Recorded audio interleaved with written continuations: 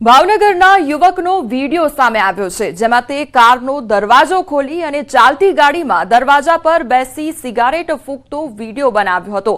બોલિવૂડ ગીત જાને ક્યા હોગા રામા રે પર વિડીયો બનાવી અને વિડીયોના કેપ્શનમાં લખ્યું હતું કે અમારા જેવું તમારાથી ન થાય તેમાં નબીરો હેકડી કરતો નજરે પડી રહ્યો છે।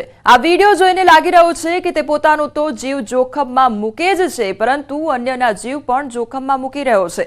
ત્યારે આ વિડીયો પોલીસના ધ્યાને આવતા પોલીસે આ યુવકની ધરપકડ કરી તેને કાયદાનું ભાન કરાવ્યું છે। પોલીસે યુવકની કારને ડિટેન કરી યુવક પાસે માફી પણ મંગાવી છે। નામ વિપુલ, મેં મારી કારની અંદર સ્ટન્ટ કરેલો વિડીયો બનાવેલો, જેની જાણ એસઓજી પોલીસને થઈ। તેને મારી ગાડી ડિટેન કરી અને હવે હું માફી માંગુ છું। ફરીવાર આ રીતે વિડીયો હું નહીં બનાવું।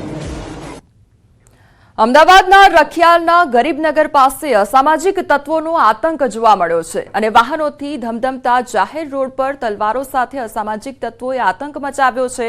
રોડ પર પરિવાર સાથે જતા લોકો વચ્ચે તોફાની તત્વોએ જાહેરમાં તલવારો અને હથિયારોથી ડરનો માહોલ ઉભો કર્યો છે।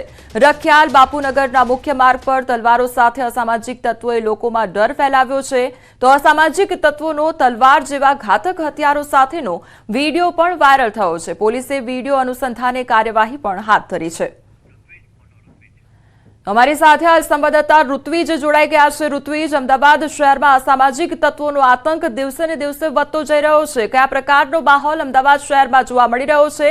આ ઘટનામાં હાલ શું અપડેટ મળી રહ્યું છે? જી, વાત કરીએ તો જે વિડીયો છે તે રખિયાલના ગરીબનગર પાસેનો હોવાનું હાલમાં પ્રાથમિક સૂત્રો પાસેથી જાણકારી મળી રહી છે અને જે વિડીયોની અંદર સ્પષ્ટ જોઈ શકાય છે કે કેટલાક જે અસામાજિક તત્વો છે તે હથિયારો સાથે રોડ પર આતંક મચાવી રહ્યા છે અને લોકોમાં એક પોતાનો રોફ ઉભો કરવાનો જાણે પ્રયત્ન કરી રહ્યા હોય તેવું લાગી રહ્યું છે। જોકે કોઈ એક જાગૃત વ્યક્તિ દ્વારા વિડીયો ઉતારી લેવામાં આવ્યો હતો અને તેને સોશિયલ મીડિયામાં વાયરલ કરવામાં આવ્યો હતો। જ્યારે આ વિડીયો વાયરલ થયો હતો ત્યારબાદ પોલીસ દ્વારા સમગ્ર મામલે વધુ તપાસ પણ શરૂ કરી દેવામાં આવી છે અને જે પણ વિડીયોમાં દેખાતા લોકો છે તેની શોધખોળ કરવાની પણ તજવીજ પોલીસ દ્વારા શરૂ કરી દેવામાં આવી છે। મહત્વનું બાબત એ છે કે જે પ્રકારે છેલ્લા કેટલાક દિવસો પહેલા અમદાવાદની અંદર બનાવો બની રહ્યા હતા, એક પછી એક બનાવો બની રહ્યા હતા અને ત્યારબાદ પોલીસ દ્વારા જે પ્રકારે કોમ્બિંગ શરૂ કરી દેવામાં આવ્યું હતું। સતત મોડી રાત સુધી પોલીસે કોમ્બિંગ કરતી હતી, વાહન ચેકિંગ કરતી હતી અને કાયદો અને વ્યવસ્થાને કાબુમાં લેવા માટે પોલીસ દ્વારા અનેક પ્રયત્નો કરવામાં આવ્યા હતા, પરંતુ આ કેટલાક સામાજિક તત્વો છે તે જાણે કે પોલીસને પડકાર ફેંકી રહ્યા હોય તેમ એક પછી એક આવા બનાવો ને અંજામ આપી રહ્યા છે અને એક પછી એક આવા વિડીયો પણ વાયરલ થઈ રહ્યા છે। એટલે આવા જે અસામાજિક તત્વો છે તેઓની સામે જો કડકમાં કડક કાર્યવાહી કરવામાં આવે તો ચોક્કસથી નજીકના ભવિષ્યની અંદર જે ગંભીર પ્રકારના બનાવો બની રહ્યા છે। જી ઋત્વિજ, સમગ્ર માહિતી બદલ આપનો આભાર। આ તરફ પોરબંદરમાં વેપારી અને ખેડૂતો બાખડા હોવાની ઘટના સામે આવી છે। વેપારીએ મગફળીની ચોરી કરતા બાર માર્યો અને મગફળીના વેપારીને ખેડૂતોએ મેથી પાક ચખાડ્યો છે। પાલખડા ગામે મગફળી ખરીદી વખતનો વિડીયો વાયરલ થયો છે।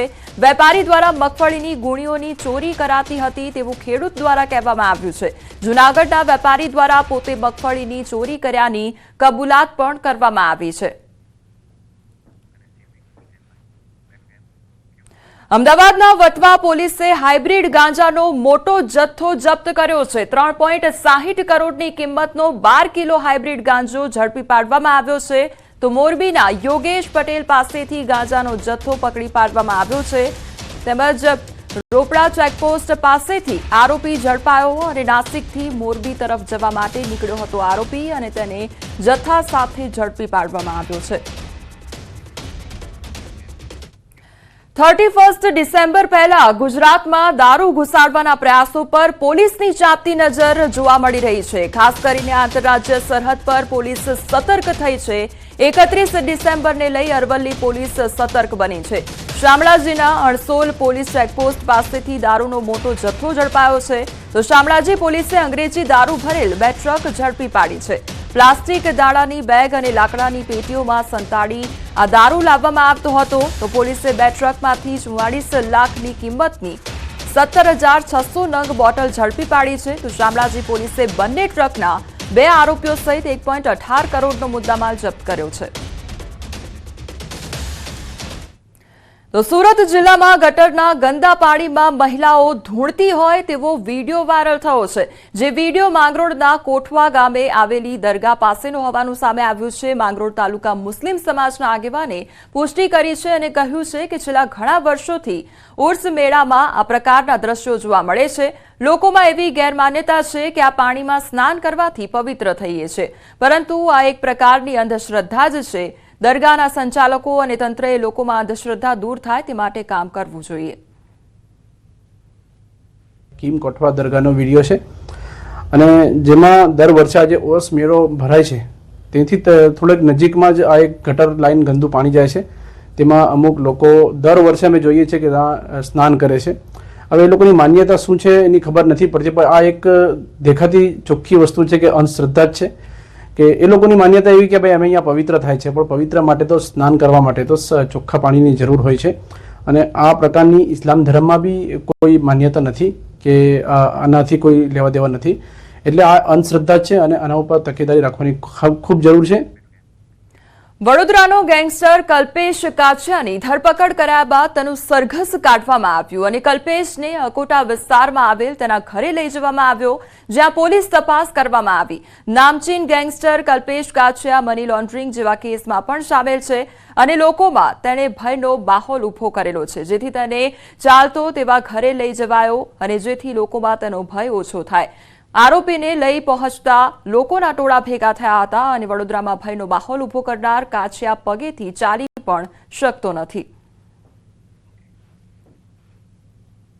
કલ્પેશ કાછિયા જે એના પર ઘણા બધા ગુનાઓ નોંધાયેલા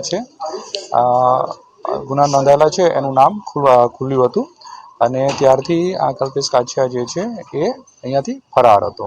આજે શહેર પોલીસ દ્વારા એને પકડી લેવામાં આવ્યો છે અને સવારમાં એનું ઇન્ટ્રોગેશન કરવામાં આવ્યું, એ બાદ એનું મેડિકલ કરીને પછી એને એરેસ્ટ કરવામાં આવ્યો। જૂનાગઢમાં પોલીસે આરોપીઓ પર તવાઈ બોલાવી છે। જૂનાગઢ પોલીસે કુખ્યાત આરોપીઓ સામે ગુજસી ટોકનો ગુનો દાખલ કરતા આરોપીઓમાં ફફડાટ ફેલાયો છે।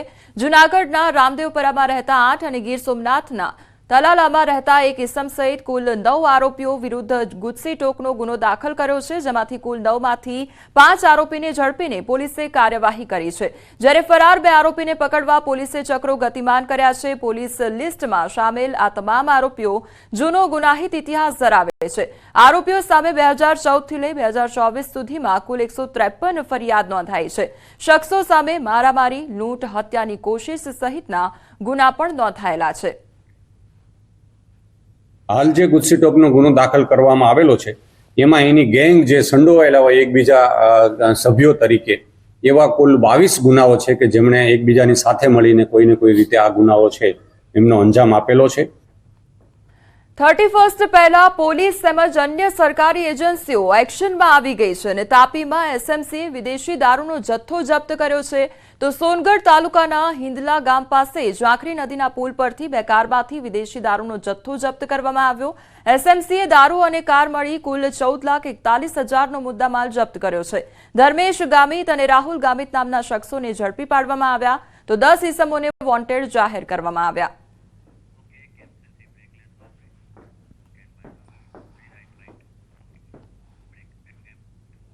સમાચારોમાં આગળ વધીએ તે પહેલા રોકાઈશું એક બ્રેક માટે।